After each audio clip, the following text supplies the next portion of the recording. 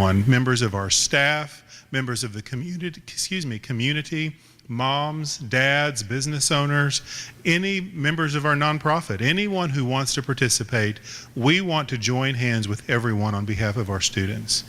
And one thing I want to be very clear about, you know we have some issues in our school district. You've been reading about them in the paper. You live with them every day. You know, we have students who could probably spend a few hours telling us about some of the issues that they face and that we face in this district. And as parents, you see it, you've heard about it, you live it. And so I want to be very clear up front. Our goal is to have an honest discussion.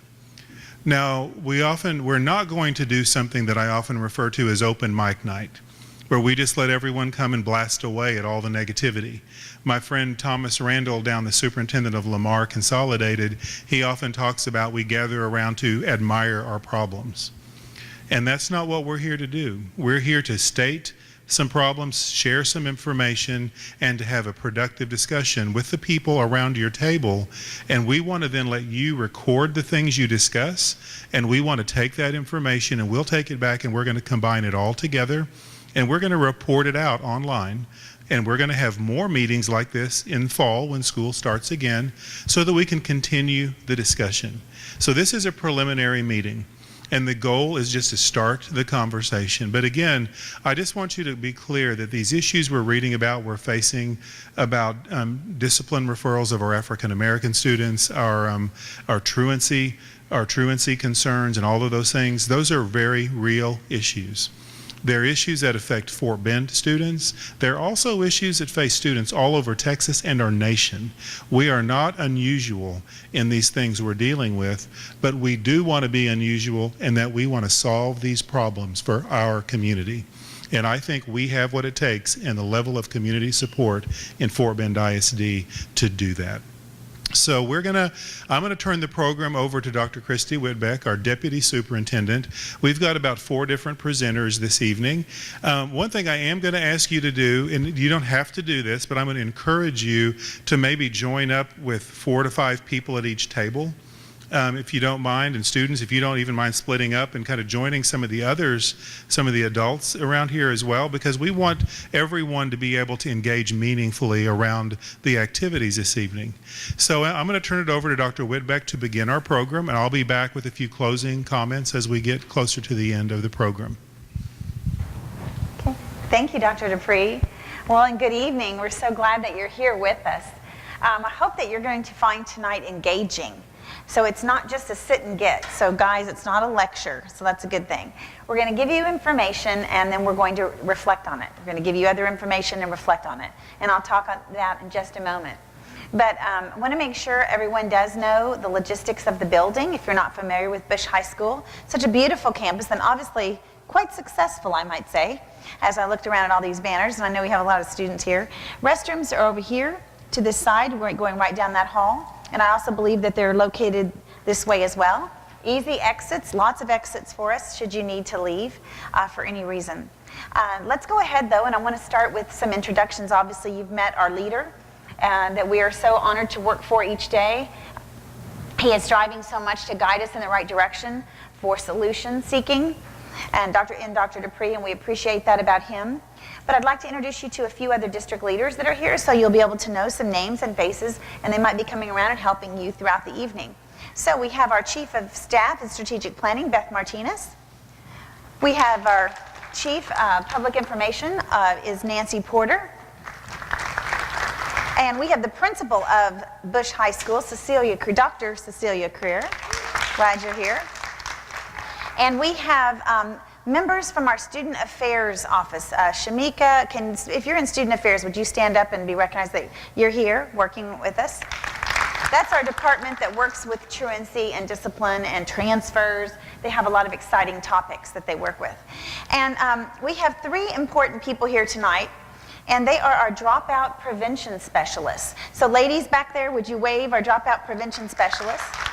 And those are actually new positions in Fort Bend this past year, and we have one that's here at Bush, one at Willow Ridge, and one at Marshall. So we're real excited about that new positions in our district. Now the others that I'd like to introduce are part of the presentations tonight.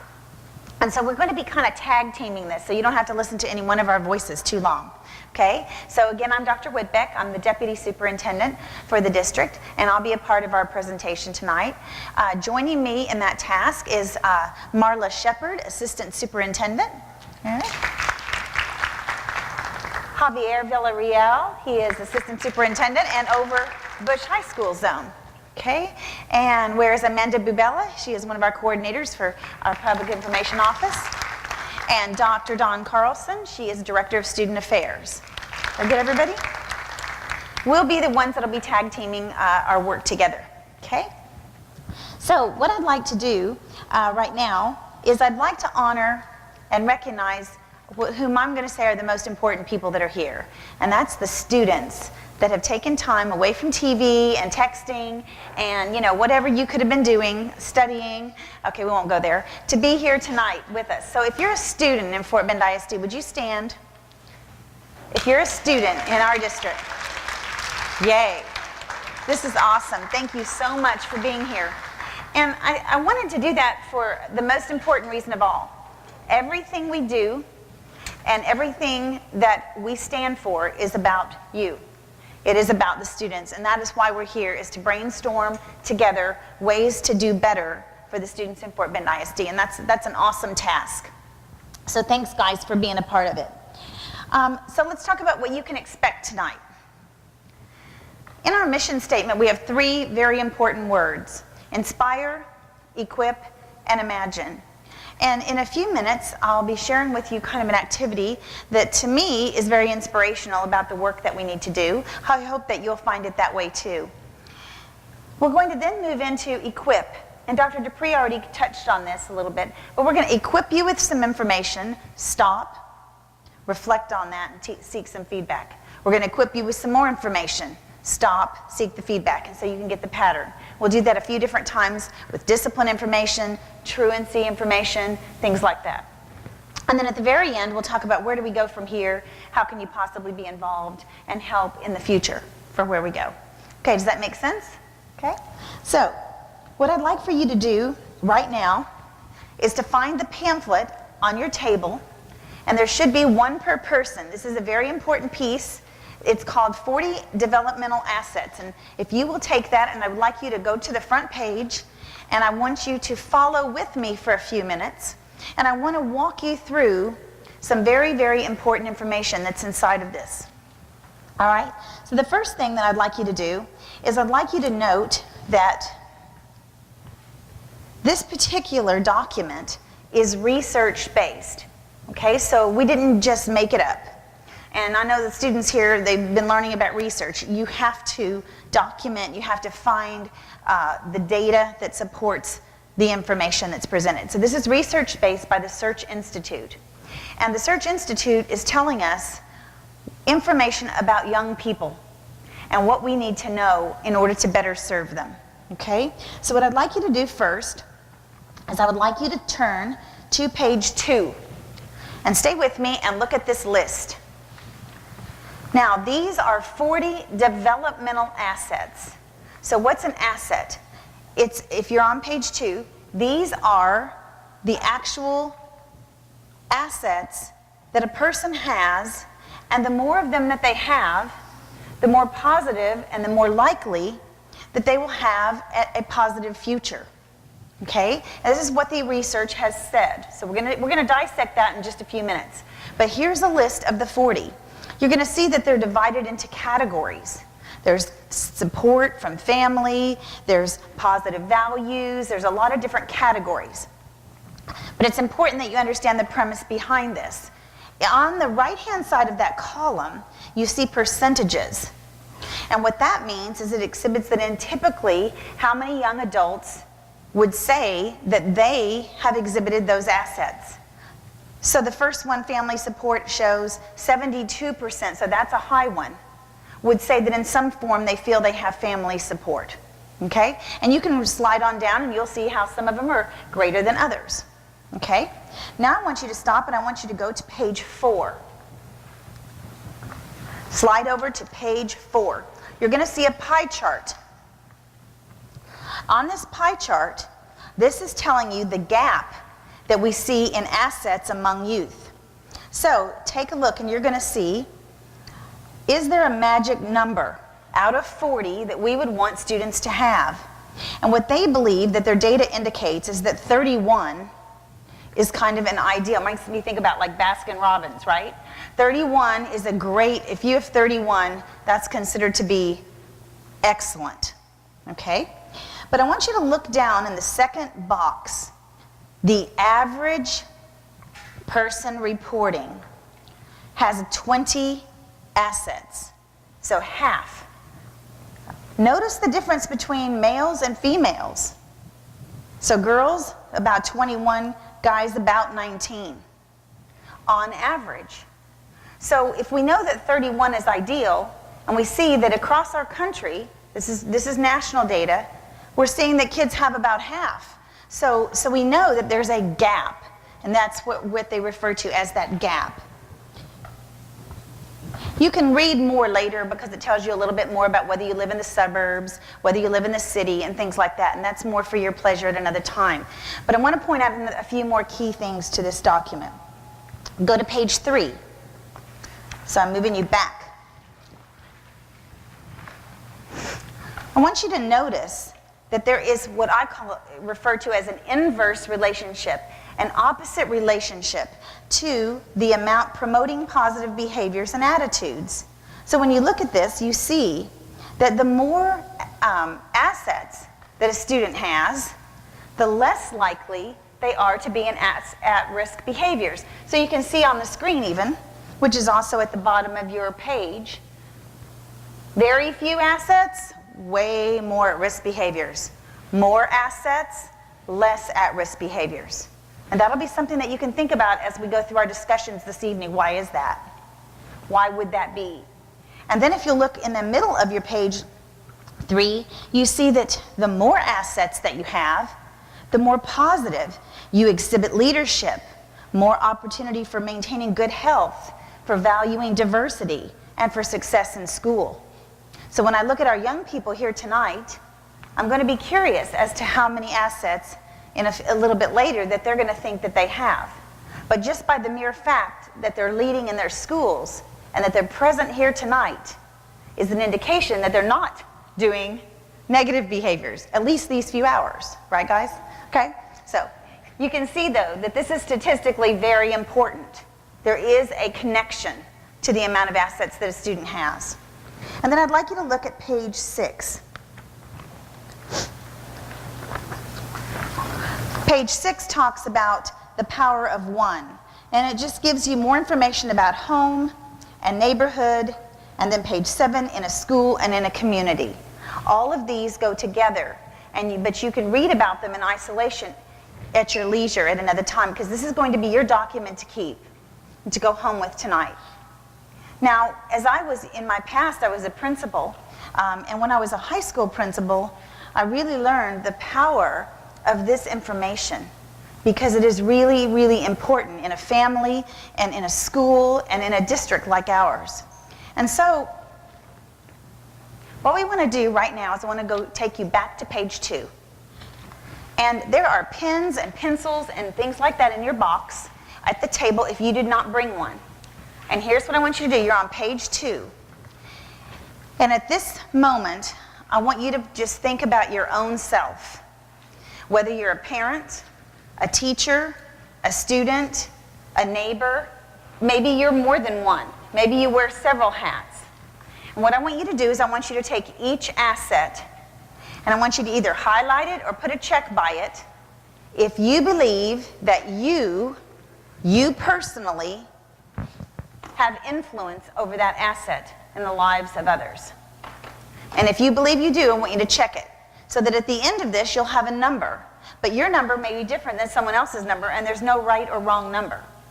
It's just that do you as an individual, how many can you personally influence? So I'd like you to take a few minutes, and I'd like you to tally that up on a personal and private basis.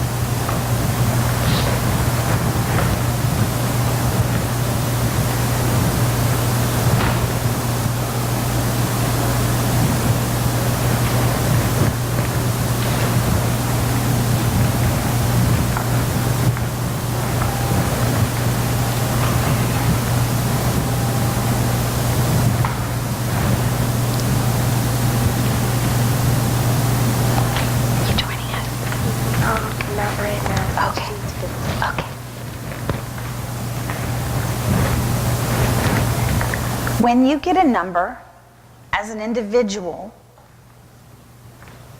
make note of that number, and someone at the table who's good at math can create a table average. So if I think I can influence 20 and you think you can influence 30, then if I only had us two, then my table average would be 25. Okay? So you can do that now. And then go ahead. So what you're striving for is an individual total and then a table average. And when you get that table average, we want you to put it on a sticky note. And you have those on your table as well.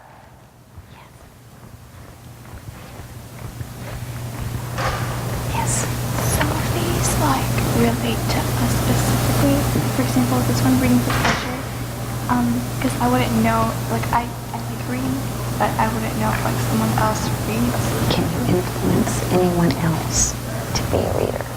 Like in your life, do you have brothers and sisters? Do you have other people that you might influence? And if you don't, you don't. You have friends. For the total, are we having our assets? Yeah, let's just say you have 25. And then she has 23 and 21 and 30 and 31. Add them up, divide by however many, and get a table average.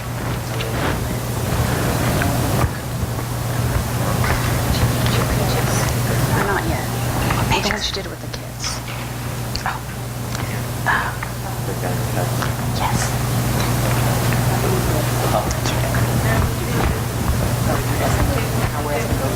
Okay. Do you want an average or a range? An average at the table. So, table average. So after you get your number, then you're working on a table average. And that table average goes on a sticky note.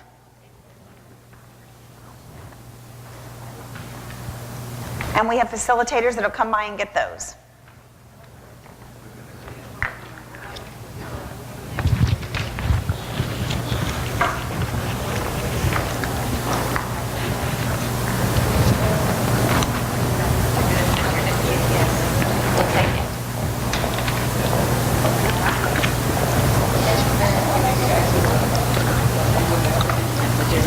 All right, to the students that are in the room, I'd like you to just look up here for one moment. Within the 40 developmental assets, they have a checklist that's just even simpler for you to think about your own self. How many assets do I have? And you would answer, if you feel they are true about you, you can check it. This is a very private activity, and you don't have to do it, but you can take it with you. But it might be very interesting for you to self-check and see where you think you are. So this is another way of doing that. So I'm going to leave those for you to use as you wish. Okay, so table averages. Do we have them from almost every table? And then, Beth, are you adding those up? She is. We're going to end up getting a number for this room.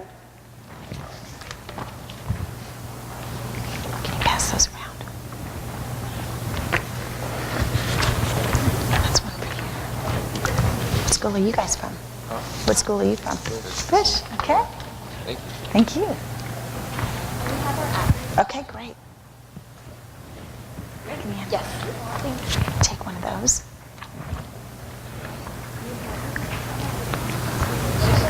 Okay. We're getting close.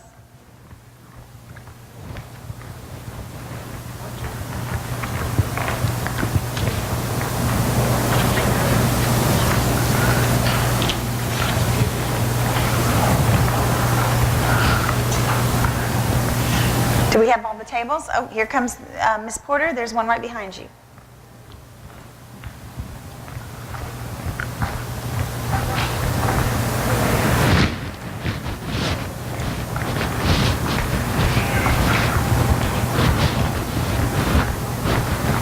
If you could put the number really large. Do we have any other tables that are still working on it? Okay, one more.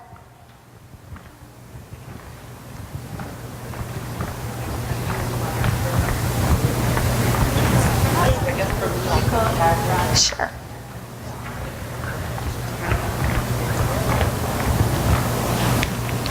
And I just had a parent ask for one of these. If you're a parent here of a young person and you would like to have one of these to take with you, just see me. I'll be glad to give you one to take home. Okay, while they're finishing up, we're waiting just a moment. While we're finishing up, I'll cover a couple of housekeeping chores before we move into the next segment. we have a parking lot here, and this parking lot is where you can put a question on a sticky note, so that if we're going along and you think of something, we would like you to put them there, and we'll answer them all at the end. Okay? So that's just one good housekeeping chore that we'll have for the evening. Okay? And I guess we don't have a number yet, but we'll come back to that. But the purpose is getting a number. Like, who will share a number that they had? Just give me a number. What'd you have? 28. He believes, as a young adult, that he can influence 28. That's pretty powerful. That's a lot of peers, I would imagine. That's pretty powerful. Do I have one more from like a parent? What'd you think? Okay? What'd you think? Who had one? Or a parent or a teach staff, it doesn't matter. 26 was a table average. So that's a lot. That's more than the average young person has in our country. So that's pretty amazing about this group in this room, and there's a lot of power in that. And that was the point of our inspiration.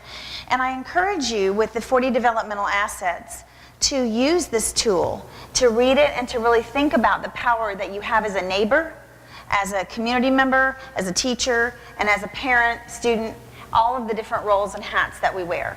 Oh, there we go. Oh my goodness. So our grand total for the room. Okay, it's roughly 30, and we'll modify. That is amazing. In this room, we believe we can influence 3 out of 4 assets. That's amazing. So that is very encouraging to me. And as Dr. Dupree said, what are we about? Solutions. And so the good news is that we're going to have more solutions when we put our heads together. All right, we're going to move into the next phase of our program, and we're going to actually give you some data. Okay, so we're going to get into some numbers. And I'm going to call to, where's Dr. Don Carlson? You're next? Oh, no, excuse me, it's not. It's Amanda. Amanda Bubella. She'll lead you through some community results. Thank you. Thank you, Dr. Whitbeck. My name is Amanda Bubella, and I'm here today representing Community Relations. And thank you.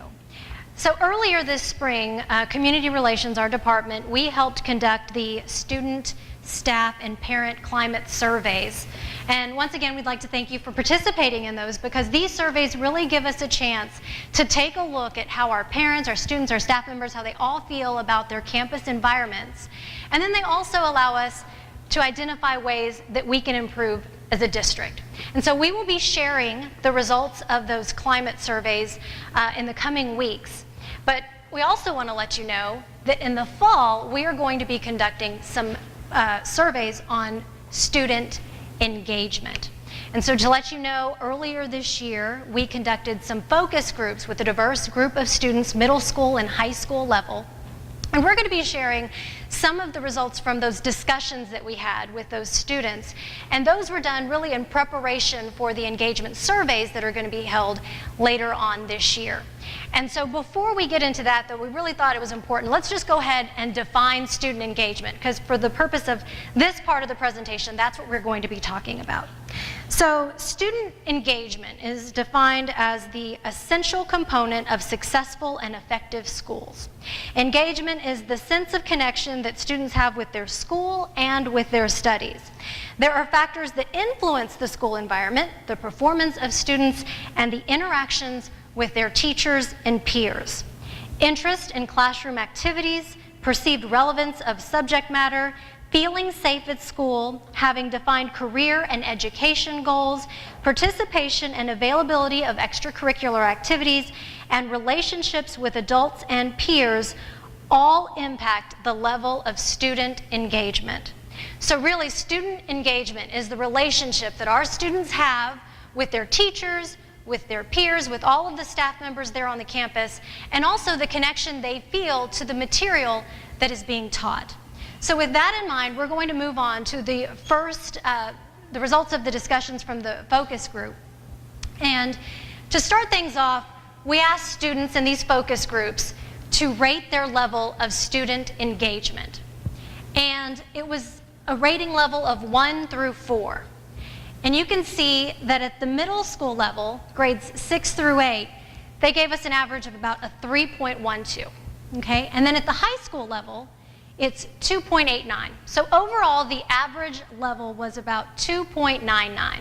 So we know that there's some room for improvement there with student engagement. But one of the other things that you can see is that there's also an indication that the level of student engagement tends to decrease from middle school to the high school level. So as we move forward with these surveys later on in the fall, that's something that we want to explore. Why is it that that level of engagement decreases from the middle school to the high school level, and what can we do about it? So a little bit later, we're going to be asking you to weigh in at the tables on this information that we present, because again, we're here tonight to find solutions. Next, we have these word clouds. They're also called wordles. And we asked students to what was their most favorite part of school and their least favorite thing about school. And so the larger the word, the more often that came up in the discussions that we had with these focus groups. And so in this one you can see, and these are also going to be at your table so you can get a closer look. I know that you can't really see all of the words there on the screen, but the largest one that jumps out is extracurriculars. And then you also see socializing, learning, college preparation, opportunity, friends, preparation for the future. So those are some of the responses we got when we asked students about their favorite part of school. Next, again, we asked about the least favorite part of school. Again, the larger the word, the more that came up in the discussion with these focus groups. Again, middle school and high school level. So there's a lot of words that are represented here. Just left to right, you see negative attitudes, sleeplessness. Let's see, note-taking, that one's hard to read upside down. Drama, balancing, disruptive students, testing, boredom, bookwork, pressure, stress, expectations. So these are some of the things that students identified as what they don't necessarily like about school.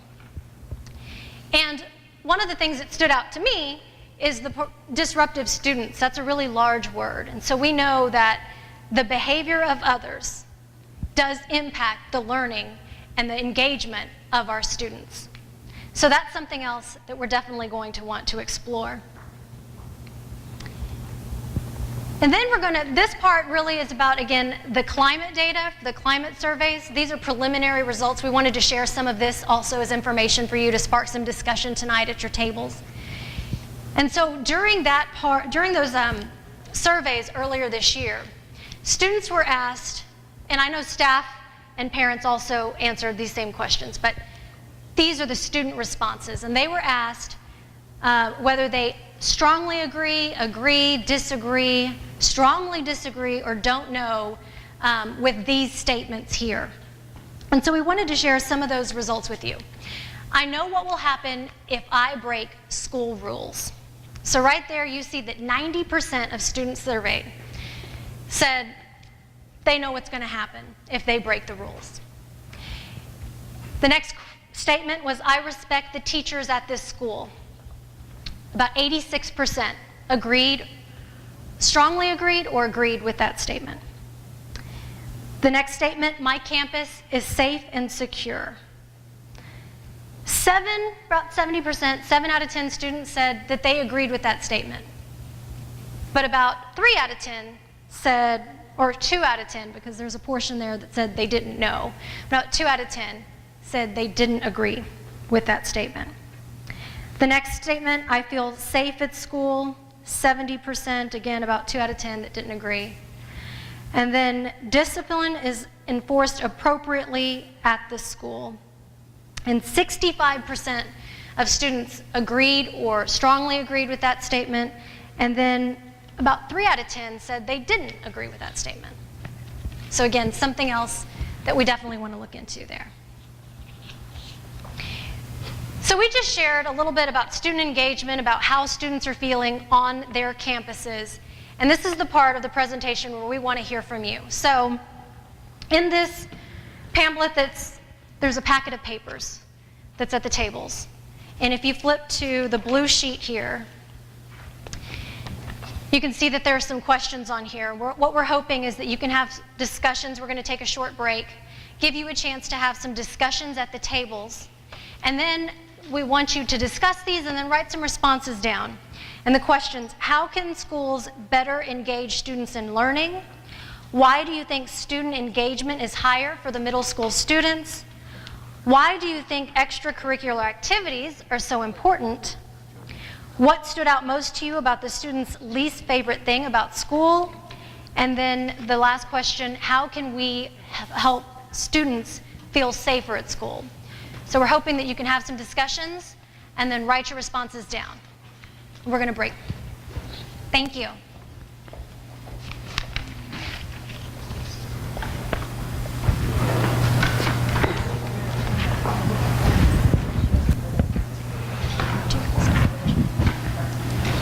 Okay.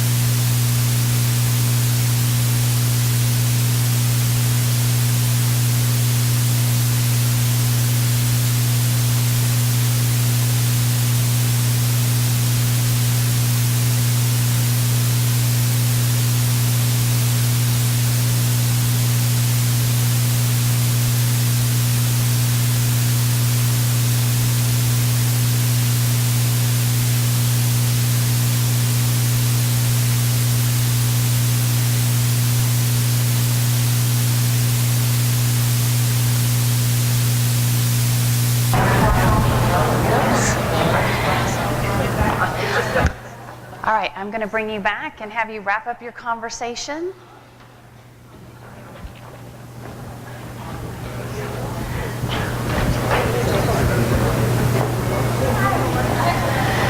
So Ms. Bubella talked to us about engagement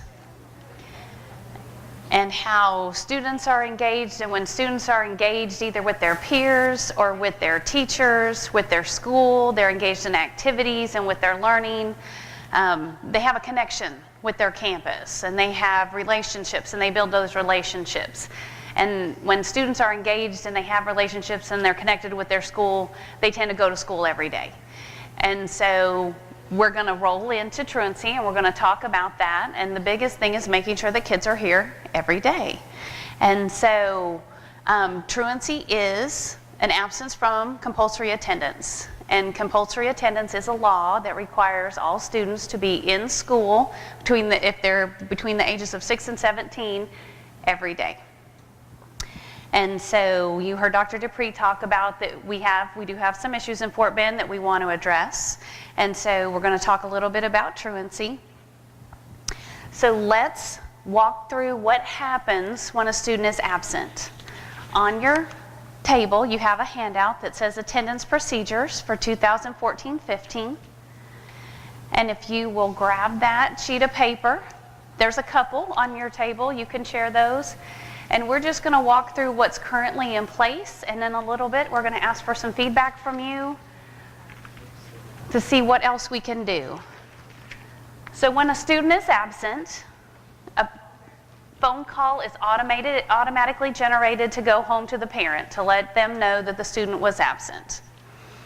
Then the parent has 5 days, actually the student has 5 days to bring a note to school and to see if that absence is excused or not. Also on your table is a half sheet of paper that does list excused absences, and it's from the student parent handbook.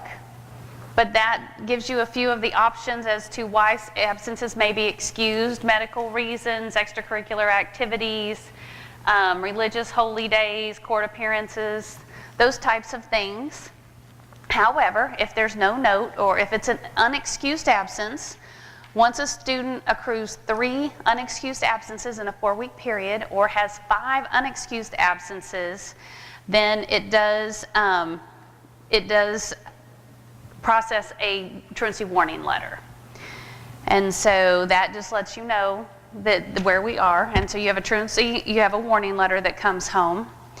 And then if a child accrues another 3 unexcused absences in a 4-week period, then we ask them to come to our truancy diversion program, a TDP. And when parents and students attend TDP, then the complaint can be dropped. And I would like to say we have a 70% attendance rate at our TDPs. And then of those 70%, 60% of those families, those students do not continue to be truant. And so we are pleased with that, but of course we would like that to be better. So if they are unable to attend the TDP the first time, we do invite them to a second. We try to get them to attend the truancy diversion program. If they choose not to, then the complaint is not dropped and it will be filed with the court. And then if the student accrues 10 unexcused absences in the 6-month period, then they do have a complaint filed with the court and they have to go to the Fort Bend County Truancy Court. So that's an overview of the process that we currently have. And we want to look at a little bit of data, and then we're going to ask for your feedback. So we have 2 pieces of data. I talked about the attendance process. We have 2 pieces of data that we would like you to look at. So the first one has to do with what we have accomplished over the last 4 years. So we look at the warning letters, and we have gone from when this was first instated from over 15,000 down to about 12,000, and last year we dropped down to 6,300. So we are showing improvement, but again, we want all of our kids in school every day. So this is still not good enough, and so we want to know what we can do to do better. The second piece is our TDPs, and you can see there that it has also dropped. And then our complaints have had significant drops from almost 84,000. Then we kind of hovered around 5,000, and now we've dropped to about 1,600. And so that is a number of complaints that are valid complaints that are filed with the court systems. And so again, significant drop, but we want our kids in school, and we don't want them being truant. The second slide shows our population and the diversity in Fort Bend ISD. So when you're looking at the diversity slides, first of all, we have our students receiving truancy by ethnicity, and then we also have the breakdown of our students in Fort Bend ISD. So if you look at our Hispanic population, 25% of the students in Fort Bend are Hispanic, and 27% of the truancy complaints are students who are Hispanic. African American students, 29% of our population in Fort Bend is African American, but 47% of our truancy are African American students. So that is one of ours that's disproportional, and that's one of those that we want to address. Our white students, 19% is the population in Fort Bend, and 9% are truant, and our Asian population is 24% in the district, and 5% are truant.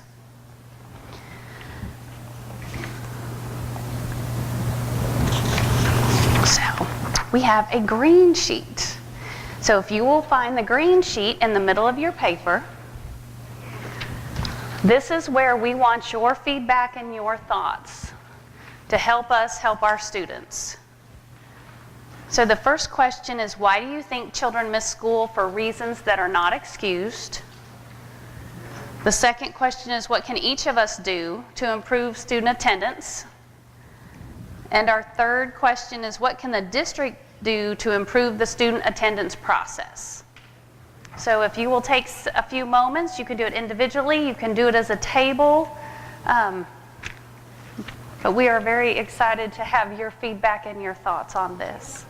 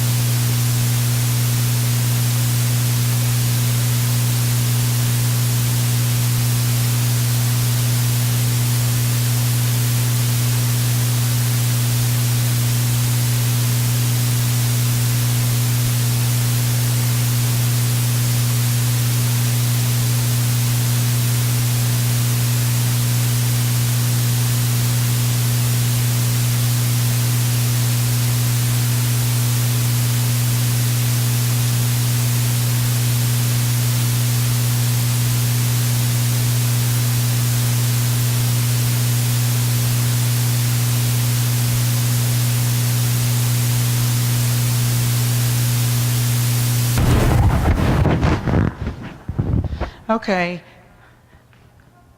I'll give you just 1 minute to finish up that last sentence, and then we'll come back together and we'll discuss discipline. Is it true that they stopped making like a court appearance for truancy like required? At this moment, it has been suspended until we revisit the policy and until we look at it and determine whether or not what we're doing is effective or do we need to make some changes. Okay? Okay. So this part of tonight is about discipline. And I found it pretty interesting just looking at the discipline data and looking at what the kids had to say, that many of them are affected by disruptive students, and that was part of the reason that they gave earlier for a negative school experience. So what I'm going to do is I'm going to go through some data, and we're going to look at some data together, and we're going to make some determinations here as to what's happening, what kind of trends are happening with the data in Fort Bend. So I'm going to ask everyone to direct their eyes to the screen, and what we're going to do is we're going to look at what's going on. On this first slide, we have the percentage of students suspended in school at least once, okay? So when I'm going to first define in-school suspension. In-school suspension, or what we call ISS, is when students are suspended and they're left in the school setting.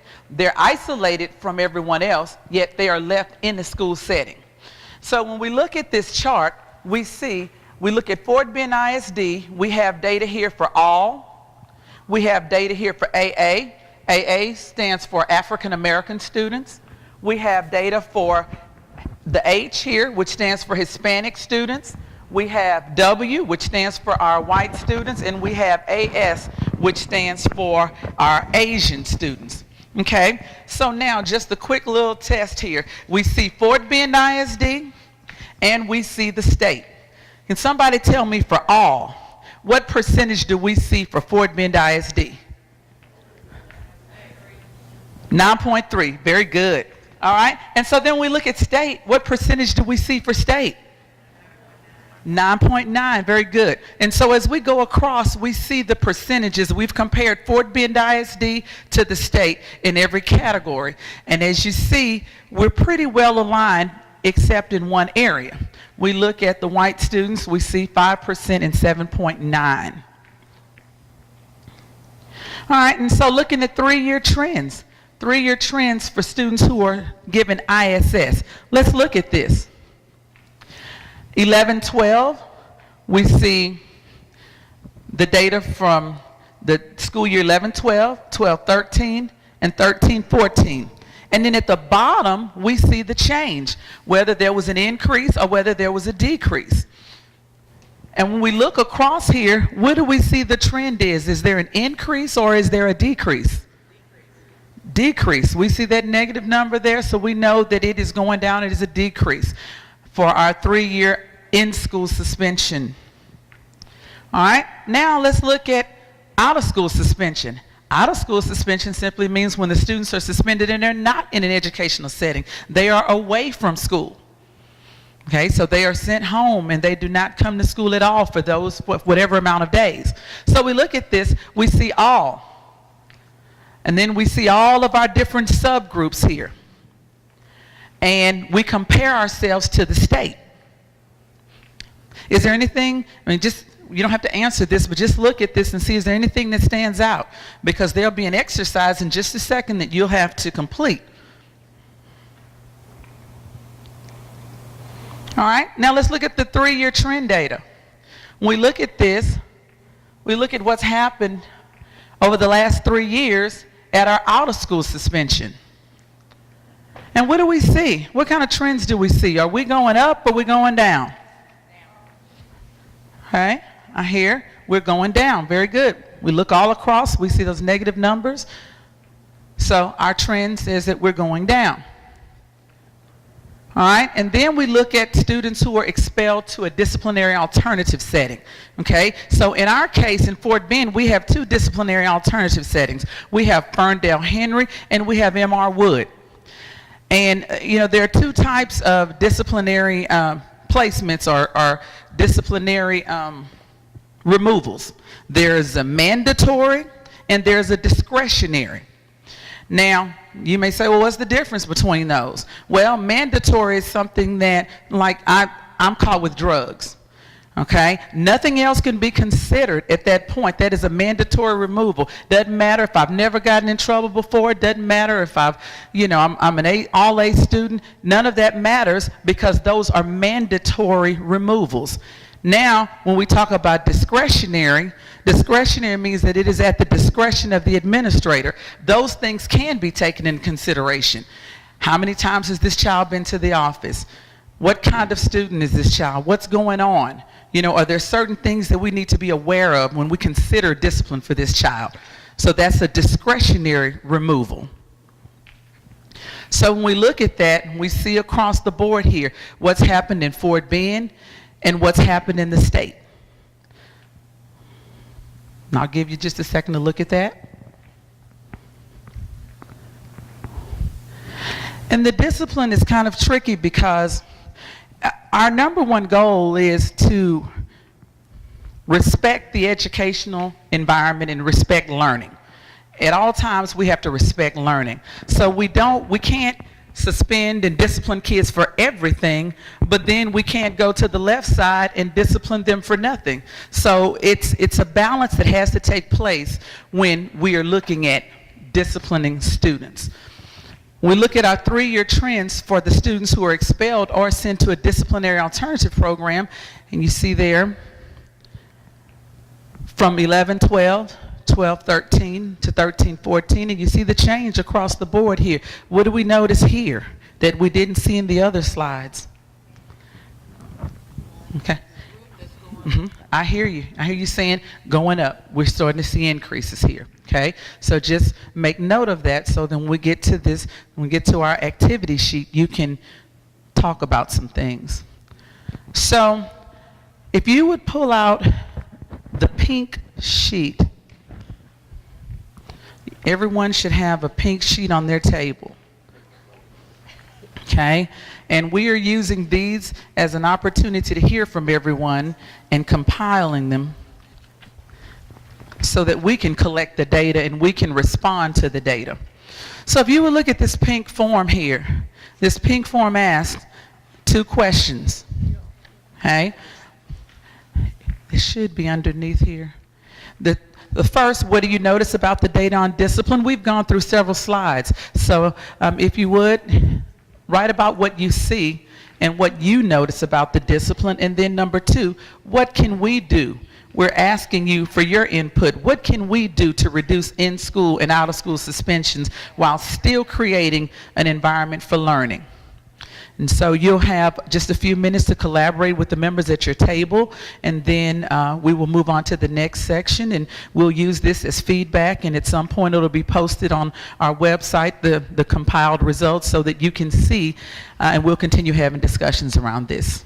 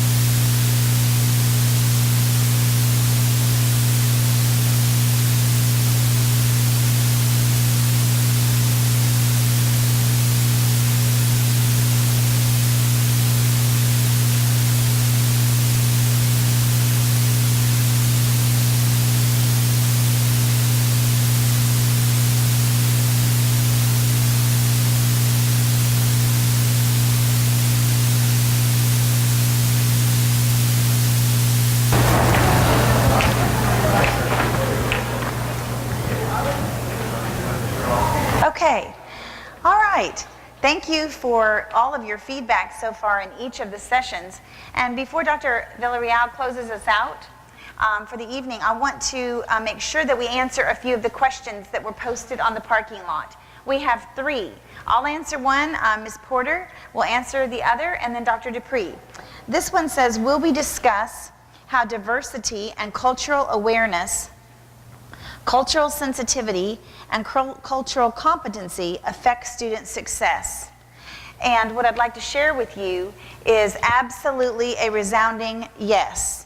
That is in our major planning for the district. As a matter of fact, just last week, Dr. Dupree really kicked that whole conversation off for all of the district leaders in a meeting that we had, and we have many plans to discuss cultural responsibility that we all have in educating all of our students and relating to their needs. So yes, you will see and hear a lot more about that in the upcoming year from all of us as a team in Fort Bend. So that is an excellent question, and thank you for bringing that forward.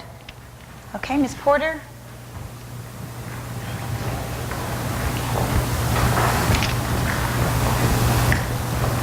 Okay, I have the question.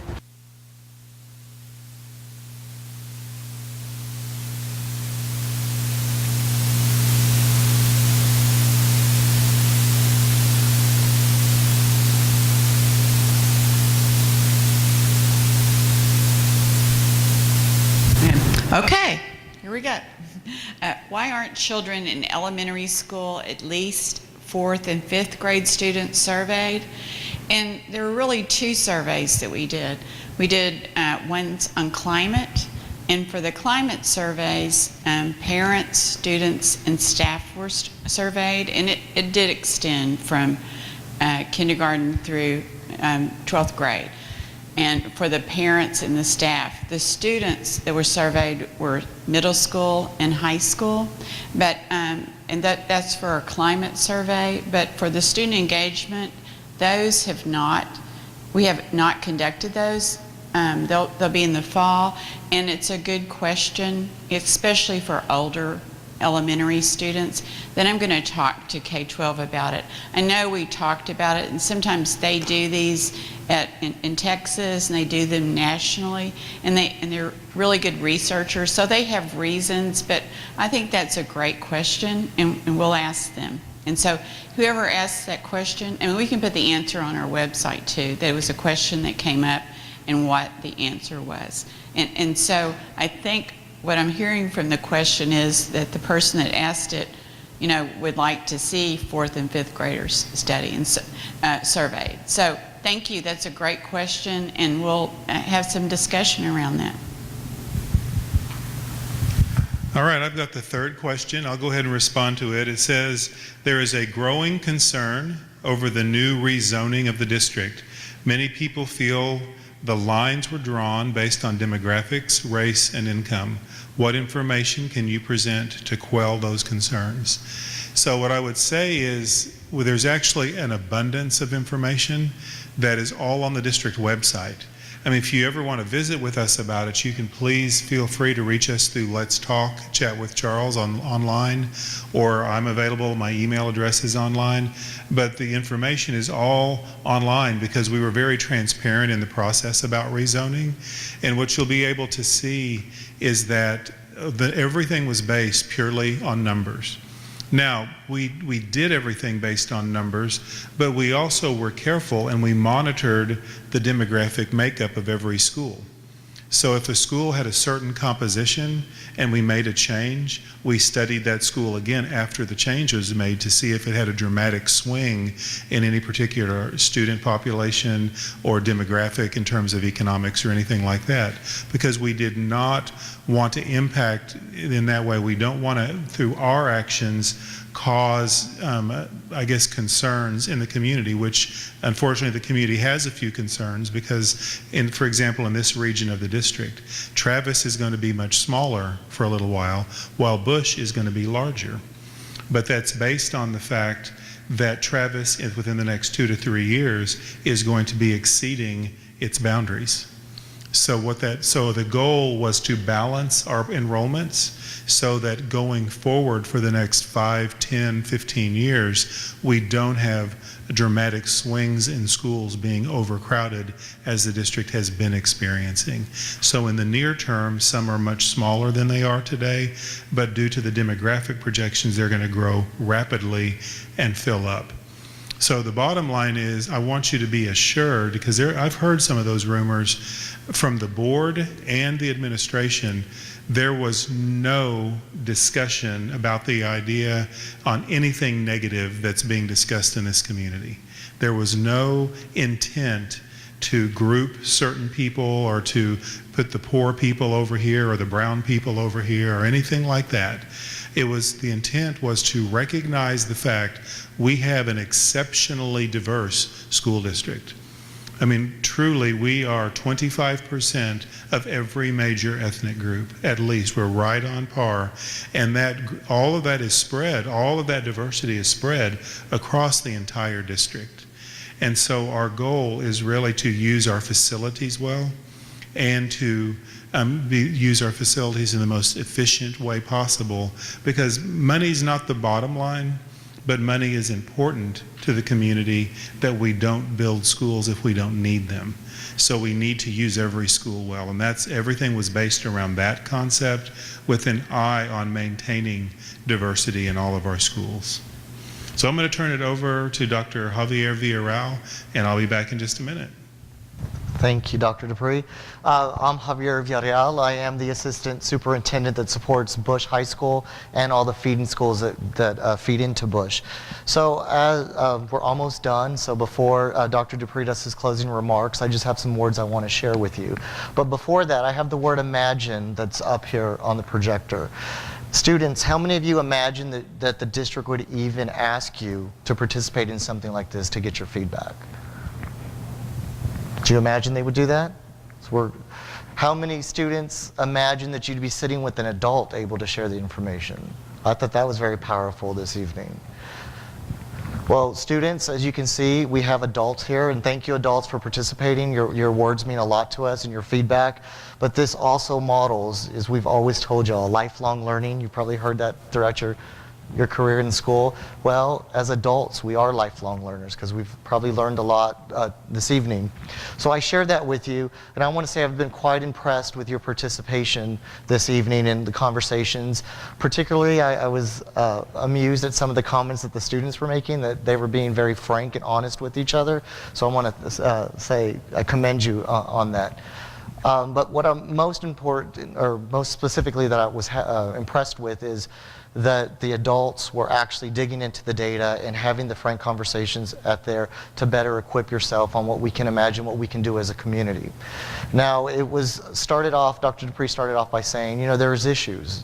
Dr. Whitbeck said, we know there's issues, and that's why we're having these community meetings, so we can address them and move forward and to better meet the needs of our students. Well, we can't do this alone.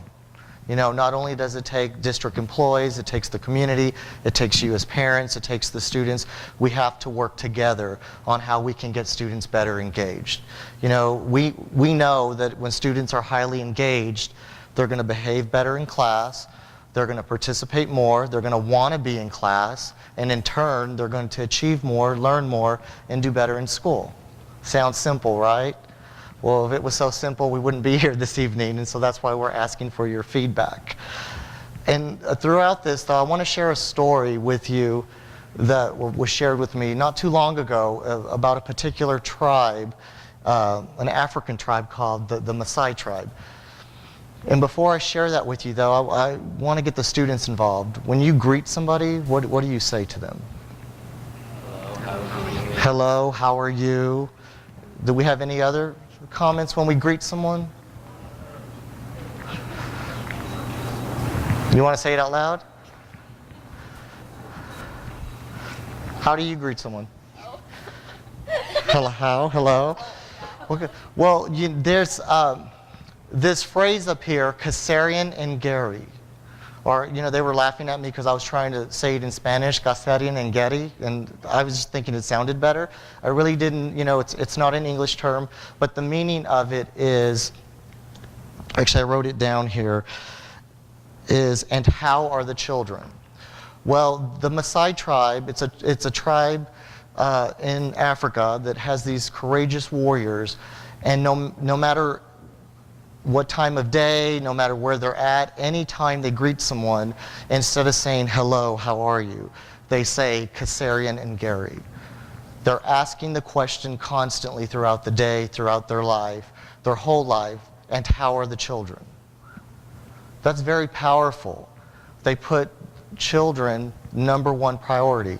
Even though we say we do that, are we doing that? And if so, why are we here today? And so just imagine if like when you turn on the news, instead of saying good evening, today is, May 20th, they start off, and how are the children? And their response, no matter if they have children, if they do not have children, is all the children are well. That's how important children are to this tribe. And still today, they still greet each other that way. I share that because I just imagine, with Facebook, with all the social media you're used to, you're always like, hey, what's up? All that. But if someone asked you every day, and how are the children? So adults, I want you to reflect on that. I can already see you nodding your heads on how powerful that is. For me, it was very powerful. But I said, how are the children? They don't say, how is your child, or how is so-and-so doing? It's all the children. Everybody's responsible for all the children. And they respond, all the children are well. And so I wanted to just leave you with that. I think it's a very powerful message, because we're here for one reason, and that's for all of our students. So again, students, I want to thank you for participating tonight. Parents, we thank you, and I'll let Dr. Dupree close us out. Well, you have an activity, don't you? Oh, yes, after. Sorry. Yes. Dr. Villarreal actually has a closing activity when I'm finished, but after you're done with that activity, you're going to be free to leave, so he wanted me to wrap up first. So I also want to emphasize this idea of all the children are well. As a public school district in the state of Texas, we exist for the children in this community. And I just want you to know we take our responsibility very seriously. We have things that we will do in school to do our very best to support every single child. And I just want you to know that's what we're committed to do. We want to do everything we can within our control to help every child succeed. But what we have learned over time is that there are many factors beyond our control. There are societal factors, there are home-based factors, there are all kinds of reasons that children struggle to get to school on time, and they struggle to do their homework, they struggle to behave at school, there are reasons that have nothing to do with the school itself. We are determined that we're going to have a school where children are going to come and they're going to get a high-quality education. In every classroom, we're working diligently on this, because it's going to take every teacher in every room to teach in a way that students want to be in the classroom, where they're learning things that are relevant to their life. We call it often rigor, relevance, and relationships. Students need what we refer to as a rigorous education. It needs to be good, challenging work. And the child needs to be able to make a connection between what they're learning and real life. How are they going to use this in the future? Why is this important to me? And we need to be able to help them understand that every day. Everything they learn needs to be relevant. And relationship. Our students need to be able to have a trusting, positive relationship with every adult they encounter. From their teacher, assistant principal, the custodians, the bus drivers, the school lunch workers. Everyone needs to be a positive voice of support to our children. And we're on the path to lay that foundation. But again, this is where, when you look at that graph, there are also so many others. There are people at church. There are neighbors, there are coaches in the community, because so many of our students are in dance and cheer and baseball and all kinds of things outside of school. Every one of those adults also have a voice that can speak truth to our children and support them and hold them accountable. And frankly, sometimes hold the moms and dads accountable and support moms and dads in the community to help them be the best they can for their children. You know, I hear stories all the time of our families, and some families make choices that are detrimental, but you know, some families are suffering from consequences that had nothing to do with their choices, and they're impacting the children and the children's ability to learn and be successful in school.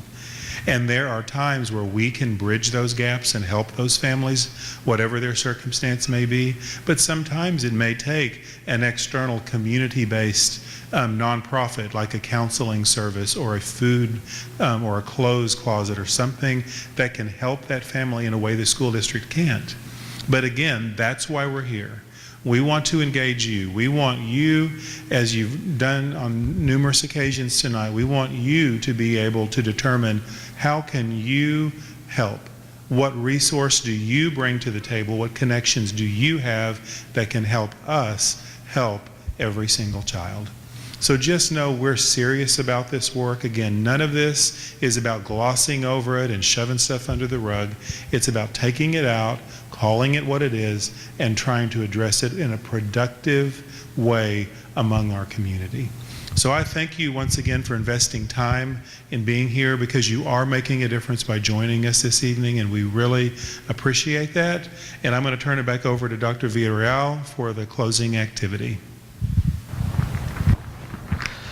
Okay, we're almost out of here. So the next thing we're going to have you do is, if you can get out the yellow or the goldenrod sheet of paper, and it's about continuing the conversation.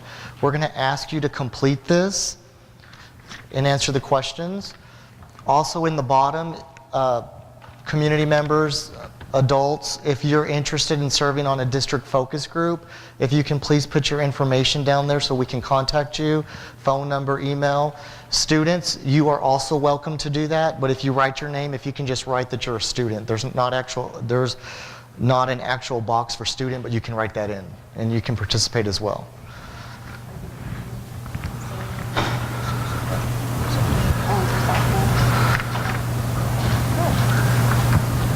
All right, who wants about?